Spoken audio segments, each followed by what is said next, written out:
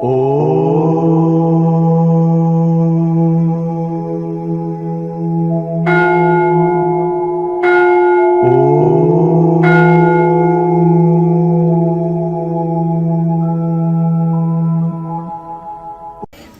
సాయంత్రాలు ఖాళీ పొట్టతో ఉంటాం. చాలామంది ఏమనుకుంటున్నారంటే ధ్యానం ఎప్పుడైనా చేయొచ్చు అంటున్నారు. అది తప్పు. తిని చేస్తే నిద్ర వస్తుంది.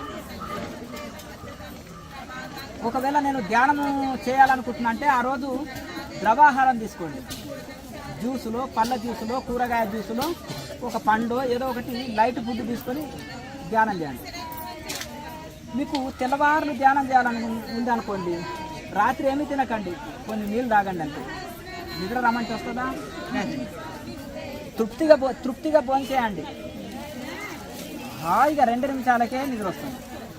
ఇక తినకుండా పడుకోండి. ఇక దొర్లుతాను, ఇక్కడ దొరలి, అక్కడ దొరలి, ఇక్కడ దొరలి, అక్కడ దొరలి, నిద్ర రమ్మన్నా రాదు, పడుకుంటేనే రాదు. అలాగే తినకుండా మీరు కూర్చుంటే బ్రహ్మాండమైన ధ్యానం కుదురుతుంది. ఎక్కడ పొరపాటు జరుగుతుందంటే, ఇక్కడ పొరపాటు ఎక్కడ జరుగుతుందంటే తిని కూర్చుంటే నిద్ర వస్తుంది.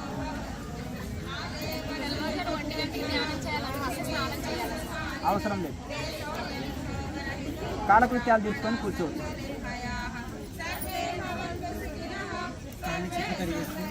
కాలకృత్యాలు తీసుకొని కూర్చోవచ్చు. ఉదయం తెల్లవారుజాము నుంచి 3 గంటల వరకు మంచి సమయం, సాయంత్రం 6 నుంచి 9 వరకు మంచి సమయం, మధ్యాహ్నం కూడా భోజనానికంటే ముందే సాధన చేసి మళ్ళీ సాధన చేసుకోవచ్చు. అది సాధన చేసినాక భోజనం చేసుకోవచ్చు. రోజంతా ధ్యానం చేసుకోవాలంటే ద్రవాహారమే తీసుకోవాలి. జావ కానీ, జ్యూస్ కానీ, పాలు కానీ, మజ్జిగను, పందరసము ఏదో ఒకటి తీసుకోవాలి. రాత్రంతా ధ్యానం చేయాలంటే అన్నం తినొద్దు. ఒక గ్లాసు పందరసము, లేకపోతే కూరగాయల రసము, లేకపోతే ఏదో లిక్విడ్ ఆహారము, ద్రవాహారం తీసుకొని చేయొచ్చు. ఇంకా ఏమైనా ఉన్నాయా?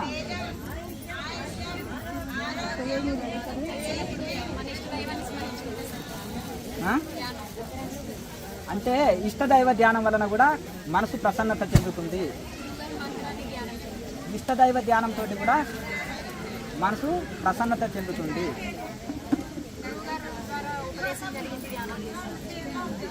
ఏ మంత్రాన్ని ఉపదేశం తీసుకున్నామో అది మనకి ఇష్టం మంత్రం అయితే అదే చేసుకోవచ్చు. అంటే ఇప్పుడు ఏదో ఒక జపాన్ని పట్టుకొని పోతే బాగుంటుంది. పూటకో మంత్రాన్ని ఇది కాకుండా ఒక ఆయన అంటాడు, కడుపులో నొప్పి లేస్తే ఈ మంత్రం జపం చేయి, లేకపోతే ఎందుకు ఆ పెద్ద దేవతలు ఎందుకు పిలవాలి, చిన్న చిన్న దేవతలు చేస్తారు కదా, అప్పులు ఉన్నాయా ఈ మంత్రం చేయి, భార్య భర్తల గొడవనా ఈ మంత్రం జపం చేయి, లేకపోతే ఆరోగ్య సమస్యనా ఈ దేవతను ఉపాసన చేయి, లేకపోతే నీకు ధనం కావాలన్నా ఆ దేవతను ఉపాసన చేయి, అంతేనా కదా. ఇప్పుడు చెట్టు మొదల్లో నీళ్లు పోస్తావా, ఆ కాకుని కొమ్మము తడుస్తావా. సర్వదేవ నమస్కార కేశవం ప్రతిగచ్చతి, ఆకాశాత్ పతితం తోయం యదా గచ్చతి సాగర, సర్వదేవ నమస్కార కేశవం ప్రతిగచ్చతి. ఆకాశం నుంచి వర్షం ఎట్లా పడుతుందో అదంతా వాగులు, వంకలు, నదులు పోయి సముద్రంలో కలిసినట్టుగా ఇంకా భగవంతుడికే చేరుతుంది. అది చెట్టు కొమ్మ దడపనక్కర్లేదు, మూలంలో నీళ్లు పోస్తే అయిపోయి. మన ఇష్టదైవంలోనే సమస్త దేవతలు ఉన్నారనుకొని ఇది చేస్తే ఆ ఇష్టదైవం వల్లనే నీ కోరికలు అన్నీ నెరవేరుతాయి. ఆ మూల విశ్వ విరాట్ స్వరూపం నుంచి అన్ని కోరికలు నెరవేరుతాయి. ఇప్పుడు మీ యజమాని ఒక ఆయన ప్రభుత్వ ఉద్యోగి అనుకో, ఆయనకు వచ్చిన జీతంలోకి వెళ్ళి వాళ్ళ ఇంట్లో పనిచేసే వాళ్ళకి ఇంకొకరికి ఆయన జీతం ఇస్తాడు. అంత ప్రభుత్వం ధనమే కదా అట్లా మనం అదేదో డైరెక్ట్ ఆ భగవంతుని ద్వారానే మనము వేడుకుంటే సరిపోతుంది. ఒక ఆయన అన్నాడు, ఒక ఫకీరు వెళ్ళాడు, వెళ్ళి అక్బర్ చక్రవర్తి దగ్గరికి వెళ్ళాడు. ఆయన నమాజ్ టైం అయ్యింది. నమాజ్ టైం అయ్యి, అయ్యా ఫకీర్ గారు ఉండండి, 5 నిమిషాల్లో నమాజ్ చేసి వచ్చి మీకు దానం చేస్తాను అని అన్నాడు. ఈయన ఉండి ఏ అల్లాహ్ ముజే గోడా దేవు, సోనా దేవు, చాందీ దేవు, పైసా దేవు, ఏ దేవు ఓ దేవు అని ఒకటే అడుగుతున్నాడు. నాకు గుర్రాలు ఇవ్వు, ఏనుగులు ఇవ్వు, డైమండ్ ఇవ్వు, ధనం ఇవ్వు, ఇది ఇవ్వు అని అడుగుతున్నాడు. అని ఆ ఫకీర్ గారు విని గోల చూసి మెల్లగా వెళ్ళిపోతున్నాడు. ఫకీర్ గారు అండి ఆగండి ఎందుకు వెళ్ళిపోతున్నారు మీరు భిక్ష కోసం వచ్చేసి అంటే, నేను అడుక్కునే వాళ్ళని అడుక్కోనండి అన్నాడంట. నేను రాజునండి, నేను అడుక్కునే వాడిని ఏంటిది అంటే, అవయ్యా నీవే భిక్షగాడిలాక అన్ని కోరికలు కోరుతుంది భగవంతుడి, అదేదో అడుక్కునేది నీవు ఆయన భగవంతుని అడుక్కొని మళ్ళీ నువ్వు నాకు ఇవ్వడం ఏంటి, అదేదో డైరెక్ట్ భగవంతుని నేనే అడుక్కుంటాను నేను చిన్న భిక్షగాడిని, అయ్యా ఇంత అన్నం పెట్టండి అన్నాను. నువ్వు నాకంటే పెద్ద భిక్షగాడివి కదా, ఇంత లిస్టు చదువుతున్నావు, ఏనుగులు ఇవ్వు భగవంతుడా, గుర్రాలు ఇవ్వు, నాకు ధనం ఇవ్వు, డైమండ్స్ ఇవ్వు, ఇవి ఇవ్వు అవని ఇంత పెద్ద లిస్టు చదువుతున్నావు, నేను చిన్న భిక్షగాడిని అండి, ఇంత అన్నము అన్నాను. అమ్మ అన్నం పెట్టన్నాను. నువ్వేం చేస్తున్నావయ్యా, ఇంత లిస్టు చదువుతున్నావు ఇంత పెద్దది, మరి నేను పెద్ద భిక్షగాడినా నువ్వు పెద్ద భిక్షగాడిగా అన్నాను. కనుక మనం ఏం చేస్తున్నామంటే చేసేది 5 నిమిషాల ప్రార్థన, చదివేది పెద్ద లిస్టు. అట్లా కాకుండా మనము భగవంతుడు మన వంతున ఏది ఉంటే అది ఇచ్చేస్తాడు. మనము దైవ కోరికల భక్తి కాదు చేసేది, దైవ భక్తి కాదు, అనేక భక్తి. అంటే నాకు అన్నీ కావాలని చేసేది అనేక భక్తి. ఏకభక్తి విశిష్టతే భగవద్గీతలో చెప్పింది. ఏకభక్తిలో ఉండాలి, భగవంతుడు ఒక్కడే కావాలి, నాకు ఇంకేది అక్కర్లేదు, ఆయనను పట్టుకుంటే అన్నీ వస్తాయి. ఒక ఆమె ఏం చేసిందంట, రాజుగారు ఏం చేశారు, ఒక పెద్ద ఎగ్జిబిషన్ లాంటిది పెట్టేసి ఎవరు ఒక వస్తువు పట్టుకుంటే వాళ్ళదే అన్నాడంట. ఫ్రిడ్జ్ కావాలన్నా ఒక అమ్మగారు వచ్చారంట, నాకు ఫ్రిడ్జ్ లేదంటే ఇంట్లో, రాజుగారు ఏది పట్టుకుంటే అది నేను సొంతం అన్నారు కదా, ఫ్రిడ్జ్ నాదే అని ఎత్తుకొని వెళ్ళడం ఏంటంటే సంతకం చేసి, నాది ఊరు, మాది అమలాపురం, పెద్దాపురం, మాది ఏదో గుడివాడ, విజయవాడ, బెజవాడ ఏదో రాయడము, పేరు రాయడము, ఆధార్ కార్డు నెంబర్ రాయడము, వస్తువుని పట్టుకెళ్ళడం.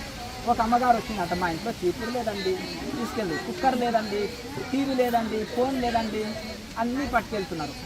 ఒక అమ్మాయి వచ్చి ఆలోచింది, రాజుగారికి పెళ్లి కాలేదు, యువకుడు, ఏది పట్టుకున్నా నీ సొంతం అన్నాడు కదా, చక్కగా పోయి ఆయన చేయి పట్టుకున్నదంట అమ్మాయి.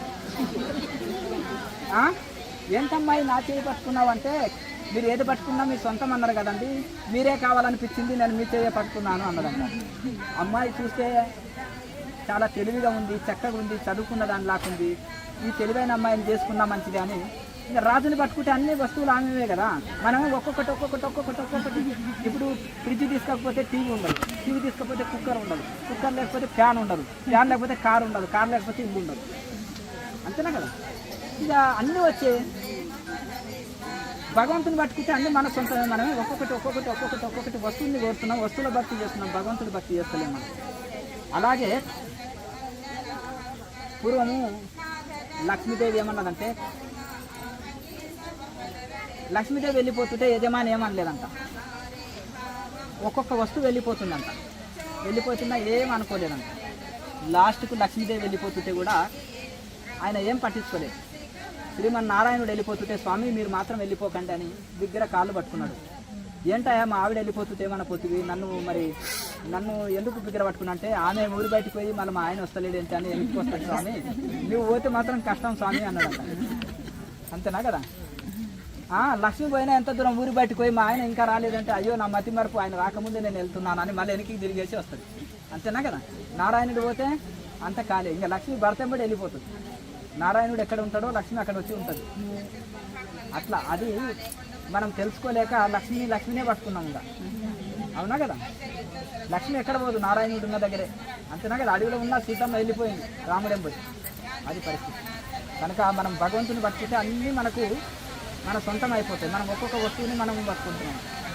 ఆమె రాజుగారు చేయి పట్టుకున్నది ఏకంగా, వస్తువులన్నీ ఆమె సొంతం అయిపోయింది.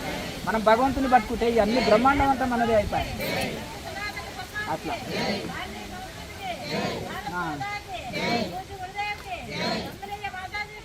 ఎత్తున్నారు హిమాలయ పర్వతాలు. ఎట్లుంటాయి కొండలు, చాలా పెద్దవి ఉంటాయి. అంతేనా, మన వైజాగ్లో ఉండే కొండల కంటే, శ్రీశైలంలో తిరుపతిలో ఉండే కొండల కంటే చాలా పెద్దగా ఉంటాయి. అటువంటి కొండల్లో మనము అమ్మగారు రోజు డ్రెస్ వేసుకుంటాం అనుకో, 30 చీరలు నెలకు కదా, 30 చీరలు, 30 కర్చీపులు, 30 జతల చెప్పులు, 30 జతల అన్ని రకరకాలవి ఇక చేసేవరకే చిన్నపాటి ఒక ట్రాక్టర్ జరపని సమానమైంది. మరి అంత లగేజ్ పట్టుకొని కొండలు ఎక్కగలుగుతాము? ఓ జత ఒంటి మీద, ఓ జత ఇంకా ఎక్స్ట్రా పెట్టుకొని బ్యాగులు వేసుకొని ఉత్తుకొని కట్టుకుంటే సరిపోదు. ఓ చిన్న బ్యాగ్ వేసుకుంటే మనకు ఈజీగా వెళ్ళిపోగలుగుతాం. కనుక అలాగే మనం జీవితం అనే యాత్రలో లగేజ్ ఎంత తక్కువ ఉంటే అంత సుఖకరము. కోరికలు ఉండడం తప్పు అంటలేను, మీ పుణ్యవశాత్తున మీకు భగవంతుడు ఇచ్చేస్తాడు. తినుటకు, ఉండుటకు, కట్టుటకు లోటు కోరుకోవచ్చు. భగవంతుడు మీ కోరినా కోరకుండా ఇస్తాడు. బీద వాళ్ళు బతుకుతలేరా? కూలీ చేసుకునే వాళ్ళు బతకట్లేరా? రోజుకి 500 కూలీ చేసుకునే వాళ్ళు నచ్చలేరా? రోజుకి 5 కోట్లు సంపాదించే వాళ్ళు కూడా అంతేనా కదా. ఫస్ట్ కొన్ని కోట్ల రూపాయలు సంపాదించేటోళ్ళు అదే జీవితం వాళ్ళు ఏమైనా వెండి బంగారం తింటలేరు కదా, ఎవరికైనా ఇంత అన్నం అయితే సరిపోతుంది కదా, మరి ఎందుకు ఇంకా ఆశ, ఎందుకు ఈ తపన, ఎందుకు ఈ ఆరాటం? మోక్షం ఇస్తాయా డబ్బులు చెప్పండి? పోనీ ఆ డబ్బులు ఉన్న వాళ్ళు ఎంతమంది శాంతిగా ఉన్నారు ఆలోచన చేయండి. మనకి ఈ పదవి అయితేనే అనుకుంటాం, ఆ పదవి ఉన్న వాళ్ళు ఎంతమంది శాంతి ఉన్నారు? డబ్బులు అయితేనే ముఖ్యం అనుకుంటాం, ఆ డబ్బులు ఉన్న వాళ్ళు ఎంతమంది శాంతిగా ఉన్నారు చెప్పండి? 1000 ఎకరాల పొలం కోరుకుంటున్నాం, అది ఉన్న వాళ్ళు ఎంతమంది శాంతిగా ఉన్నారు? 2 హెలికాప్టర్లు ఉంటే బాగుండు అని అనుకుంటున్నాం, అవి ఉన్న వాళ్ళు ఎంతమంది శాంతిగా ఉన్నారు? ఇట్లా ఆలోచన చేయండి. కనుక అవేవి నిజమైనవి శాంతిని సుఖాన్ని మనకు ప్రసాదించలేవు. మనుషులు కోరికలు తగ్గించుకుంటేనే సుఖము, ఆశ లేకుంటేనే, ఆశ లేనివాడు ఐశ్వర్యవంతుడు, కోరిక లేనివాడు కోటీశ్వరుడు. అందుకని శంకరాచార్య కౌపినవంత కడుభాగ్యవంత, ఋషులు చూడు రమణ మహర్షులు అక్కడ కౌపినం పెట్టుకొని ఉంటారు హాయిగా. అట్లా ఆ విధంగా పూర్వకాలంలో గొప్ప గొప్ప మహనీయులు ఇలా జీవించండి అని మనకు దారి చూపెట్టారు. కనుక మనం ఎంత కోరికలు తగ్గించుకుంటే అంత సుఖకరం. మన కోరికలు పెంచుకుంటే ఇంతవరకే చెప్పిన, జీవన యాత్రలో ఎంత లగేజ్ ఎక్కుంటే అంత దుఃఖమే. ఇంకా పగలు మీరు రాత్రికి దిండు అభ్యాసం అనుకో, యాత్ర పోతుంటే పగలంతా దాన్ని మోయాలి, రాత్రి మిమ్మల్ని మోస్తుంది అది. ఇప్పుడు పగలు మీరు మోయాలి దిండు. ఒక ఆయన దిండు పెట్టుకొని మోస్తున్నాడు, దిండు లేని నిద్ర రాదు ఆయనకి, అంతేనాక బెడ్ లేనిది నిద్ర రాదు. పూర్వకాలంలో ఇవి లేవు కదా, ఇంకా నెత్తిన పెట్టుకొని పోతుండే అనమాట పగలంతా. అదే ఆ బెండు దిండు అతనికి, అది బెడ్ దిండు అలవాటు లేదనుకో, హాయిగా ఎక్కడైనా ఒక షాలు ఉంటుంది, షాలు వేసుకొని పడుకుంటాడు. అంటే జీవితంలో కోరికలు ఎంత తక్కువ ఉంటే అంత సుఖకరంగా ఉంటుంది జీవితం. ఇప్పుడు నేను వెళ్తున్నాను అనుకో, నాకు ఇడ్లీ దోశ ఏం అక్కర్లేదు, టీ కాఫీ ఏది అవసరం లేదు, ఫ్యాన్ అవసరం లేదు, ఏసీ అవసరం లేదు, హాట్ వాటర్లు అవసరం లేదు, ఏది అవసరం, చెప్పులు కూడా ఏం అవసరం లేదు. చిన్న దోతున్నా సరే, లేదంటే చిన్న కౌపినం ఇంత ఉన్నా రమణ మహర్షిలాగా కట్టుకొని వెళ్ళిపోతాం. ఏదన్నా ఏడ ఆకుందా, లేత లేత ఆకులు అని చూస్తుంటాము.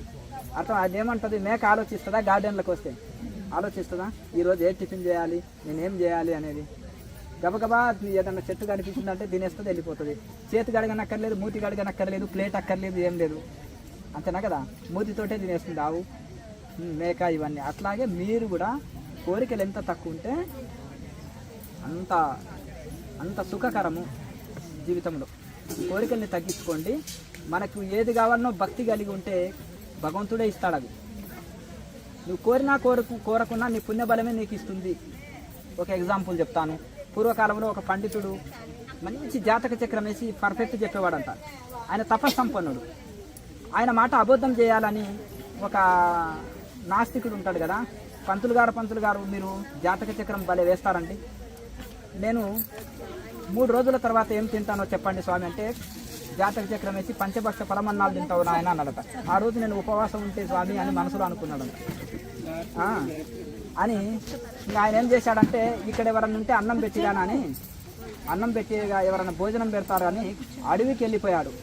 అడవికి వెళ్ళిపోయి పెద్ద మర్రి వృక్షము, పెద్దగా ఉంటాయి కదా, చాలా ఎకరాలు ఉంటాయి. ఆ చిటారు కొమ్మల్లో ఆకుల సన్న కూర్చున్నాడు. కింద ఉంటే ఎవరైనా పిలిచి పెడతారేమో, మళ్ళీ నాకు కూడా ఆకలి తింటనేమో అని కూర్చున్న తర్వాత, ఆనాడు పూర్వకాలంలో చక్రవర్తులు, రాజులు పెళ్లి చేసుకుంటే ఎంత 90 రకాల వంటకాలు అన్నీ బండ్లలో పెట్టుకొని పోతుంటారు.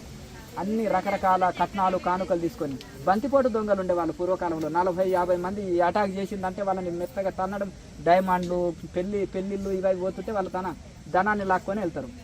ఆ బంతిపోటు దొంగలు ఏం చేశారు, వాళ్ళని కొట్టి ఆ ధనాన్ని లాక్కొని మూటలు తీసుకొని, అలాగే కొన్ని అన్నం పాత్రలు కూడా తీసుకొని ఇక్కడ వచ్చేసారు. కొన్ని బండ్లు తీసుకొని వచ్చేసి ఇక్కడ పెట్టుకొని ఆకలిలో ఉన్నారు. 2 రోజులైంది. కానీ నీళ్లు పట్టుకెళ్ళకపోతుంది. పూర్వకాలంలో పట్టుకెళ్ళడం కష్టం కదా, భోజనాలు పట్టుకెళ్ళేది. నీళ్లున్న దగ్గర స్నానం చేసి తింటారు. నీళ్లు సహజంగా ఎక్కడో దొరుకుతాయి కదా, ఆ నీళ్లు ఉన్నది. అట్లా వీళ్ళు ఖాళీ బిందెలు ఉన్నాయి, అవి నీళ్ళు అక్కడ స్నానం చేసి బిందె నీళ్లు తెచ్చుకొని కూర్చొని తిందామని ఆ ధనమంతా ఆ మర్రి చెట్టు కింద పెట్టి వెళ్ళారు. స్నానం చేసి నీళ్లు తీసుకొని వచ్చే లోపల ఆ చెట్ల కొమ్మలో ఇలా కదిలినట్టు సౌండ్ వచ్చింది. ఇట్లా చూస్తే ఏం పిట్టలు కూడా ఏం లేవు. అంటే ఇతను ఒకే దగ్గర కూర్చున్నాడు కదా, ఉదయం నుంచి కూర్చొని కాళ్ళు పట్టేసి ఇక్కడ అక్కడ నొసులుతున్నాడు.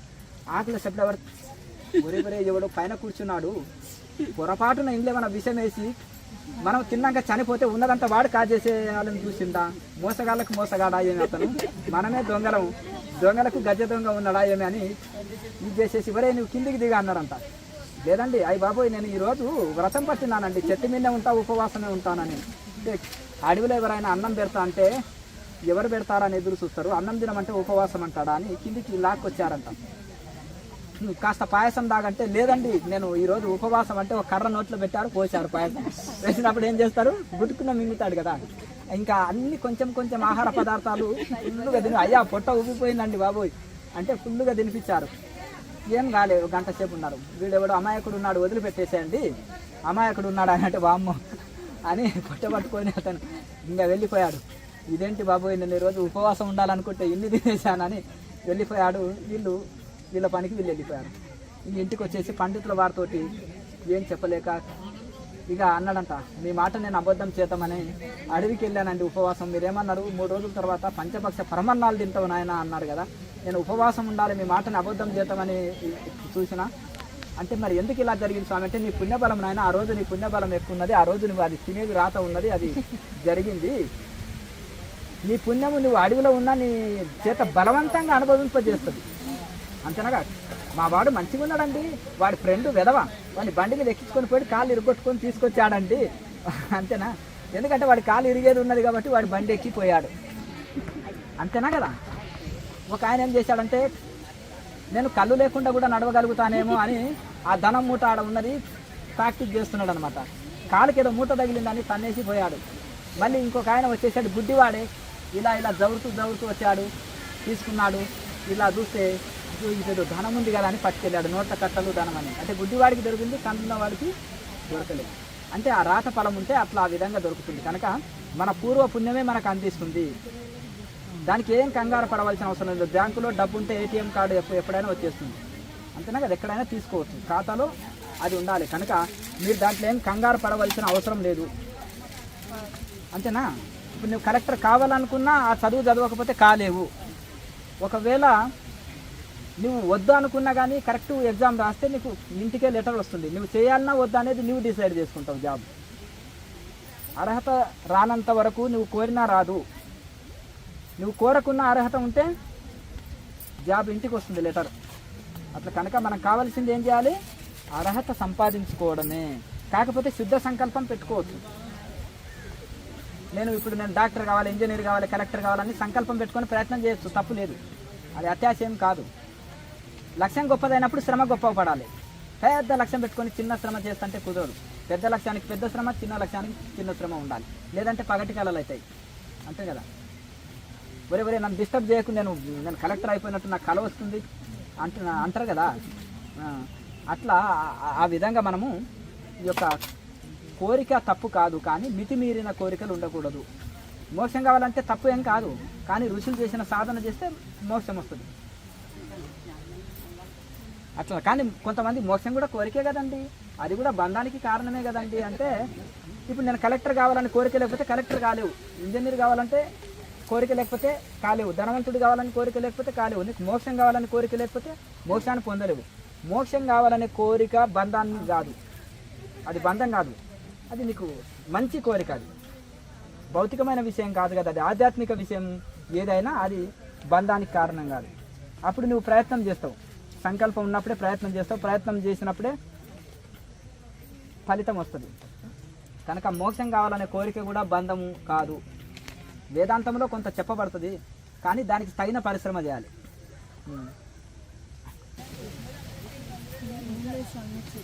ఇప్పుడు ఆ తర్వాత వచ్చేసిందా, ఆమె ఆన్సర్ కూడా వచ్చింది అంటున్నాను. అదే ప్రశ్న అడిగింది కదా, అంటే ఒకే జవాబులో 4 ప్రశ్నలకు డౌట్ క్లియర్ అయితే నేను కొద్దిగా వివరణ ఎక్కువ ఇచ్చినప్పుడు ప్రశ్న మార్చి అడిగిన విషయం ఒకటే వస్తుంది. అట్లా ఉండే ఆత్మరూపంలో ఉన్నాడు భగవంతుడు. నీ ఇష్టదైవం ఎవరు? శివుడు. శివుడు ఎక్కడున్నాడు? శివం పోతే శివం ఎక్కడుంది? హృదయంలోనే ఉన్నాడు. మరి ఆ ఇష్టదైవం లోపలనే ఉన్నాడు, ఆయనకే శరణు పొందు. అర్థమైంది కదా. గురువు అంటే 3 మూరల శరీరం కాదు, లోపలనే ఉన్నాడు గురువు. శివుడు అంటే 3 మూరల శరీరం కాదు, అక్కడ కైలాసంలోనో వైకుంఠంలో లేడు, హిమాలయాల్లోనూ ఎక్కడ లేడు. శివుడు అంటే 3 మూరల శరీరం కాదు, ఆయన నిరాకారుడు, సర్వవ్యాపి. మళ్ళీ అంతటా ఉన్నాడు. నిరాకారుడు అంటే సర్వవ్యాపి, అంతటా ఉన్నాడు. నీ హృదయంలోనే ఉన్నాడు. ఆ హృదయంలో ఉన్న శివుడికి, ఆ హృదయంలో ఉండే శివుడు ఆయననే గురువు, ఆయననే దైవము, ఆయన శరణు పొందు అంతే. రమణ మహర్షి ఆ హృదయంలో ఉండే శివుడికే శరణు పొందాడు, ఆయన్నే గురువుగా భావించాడు, ఆయన్నే భగవంతుడిగా భావించి శరణు పొందాడు. లాస్ట్కి ఏమైండు? ఋషిగా అయిపోయిందా. కనుక ఆ విధంగా మనం కూడా ఆ హృదయంలో ఉండే శివుడికి, ఆ హృదయంలో ఉండే అమ్మవారు, ఆ హృదయంలో ఉండే విష్ణుమూర్తి, భగవంతుడు అంతా ఒక్కడే. ఆయన శరణు వేడితే అయిపోయి. ఇంతవరకు చెప్పుకున్నాం కదా శరణాగతి గొప్పతనం. ఒక శరణాగతితోటి అన్నీ లభిస్తాయి. మీకు ఏది చేయకున్నా చేత కాకున్నా భగవద్గీతలో చివరికి ఏం చెప్పాడు? ఏది చేత కాకున్నా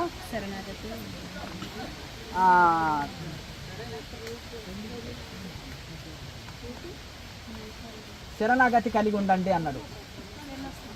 మంచిదన్న. వర్షం వస్తుంది. నిన్న కూడా పూర్ణాహుతి అయిపోయింది, వర్షం వస్తుంది. అర్థమైంది కదా. రాత్రి అనుకున్నా భగవంతుడా ఈ ఒక్కరోజు ఆగు, రేపటి నుంచి అంటున్నాడు. 1 గంట ఆగుతుంది, మళ్ళీ ప్రార్థన అయిపోయాక మళ్ళీ కొద్ది వస్తుంది, మళ్ళీ ఇట్లా 4-5 సార్లు అట్లా జరిగింది. ఇక కరెంటు ఉండలేదు, పోతుంది, కప్పలు అరుస్తున్నాయి, పాములు ఏమో తిరుగుతున్నాయి.